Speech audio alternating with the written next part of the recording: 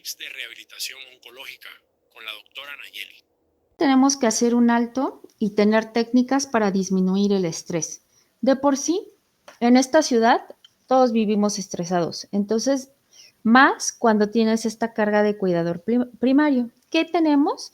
Pues las técnicas de meditación o relajación. Y lo que está muy de moda y a mí me ha servido mucho es esta parte de la atención plena, aquí y ahora.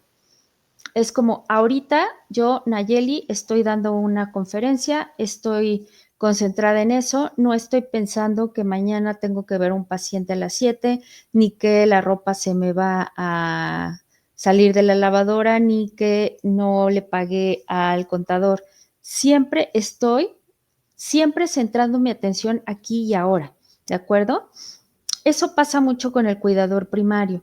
Están comiendo y están pensando, mañana tiene cita, luego tiene la radio, tenemos que ir a tomarle una tomografía, no sé cómo vamos a hacer para recoger al niño porque me toca cita con mi mamá y entonces todo eso genera más estrés.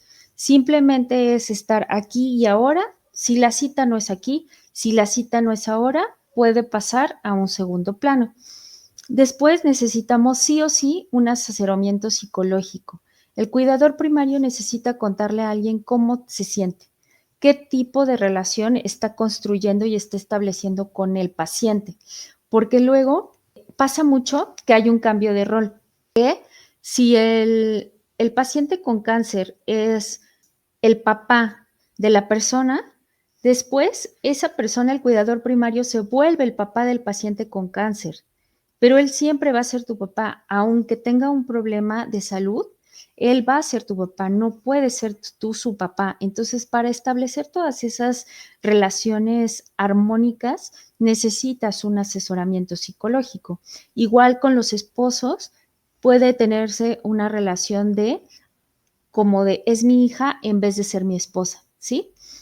Entonces, todas esas cosas sí hay que verlas genuinamente, directamente en psicología, porque muy por encimita nosotros podemos preguntarle a un cuidador primario cómo estás y la respuesta es bien, preocupado, pero ya escarbando más, pues sí se generan un tipo de relaciones y sobre todo que genera mucha carga en un paciente hijo ser el papá de tu papá, ¿no? Entonces, todo esto se tiene que platicar. También otra cosa que yo propongo mucho para este tipo de pacientes son los grupos de cuidadores de apoyo para personas con cáncer. ¿Por qué? Porque ahí se ve mucho la empatía. Son cuidadores de personas con cáncer y saben exactamente lo que a ti te duele y lo que a ti te pasa. Es una zona muy segura de platicar, de hablar, de decir, porque también es válido decir, estoy cansado de cuidar a mi familiar. También es válido decir, estoy preocupado de cuidar a mi familiar.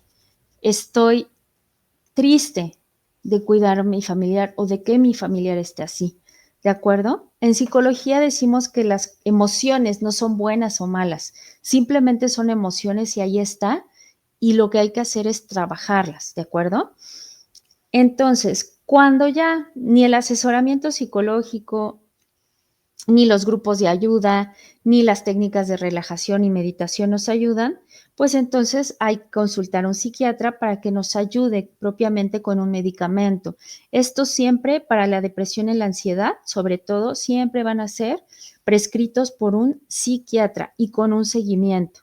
Y no solo se toma la pastillita, sino que aparte de psiquiatría necesitamos una terapia, generalmente cognitiva conductual. ¿Qué ayuda mucho? El ejercicio. Pues ya lo tenemos súper demostrado que aumenta el nivel de endorfinas, disminuye los niveles de triglicéridos, de colesterol, de glucosa, hay menos resistencia a la insulina. Entonces todo eso hace que se aproveche mejor lo que se come y pues te da un placer de bienestar, una sensación de bienestar. Y lo otro, pues, ¿qué más que la interacción con la gente que tú quieres, ¿no? Con tus amigos y tus familiares. Salir un poco de la rutina, de la cita, la quimio, la radio, hacer tus actividades diarias, pues va a disminuir el estrés, ¿de acuerdo? Sobre todo porque ahora los pacientes con cáncer tienen una sobrevida larga, entonces puede prolongarse mucho el tiempo de cuidador primario. y pueden caer en un síndrome de burnout si el estrés es muy alto, ¿de acuerdo?